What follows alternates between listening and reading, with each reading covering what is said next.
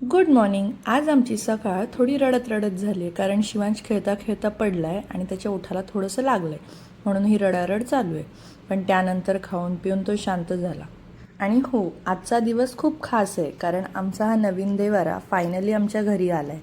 देव्हाऱ्याची design आणि finishing खूपच सुंदर आहे आणि जेव्हापासून देव्हारा हॉलमध्ये ठेवला तेव्हापासून हॉलचा लुकही खूपच छान वाटतोय. आणि शिवांश तर इथे असं चाललंय की हे काय करतायत, काय लाईट्स लावतायत. तो नुसता वाकून वाकून त्यांना बघत होता.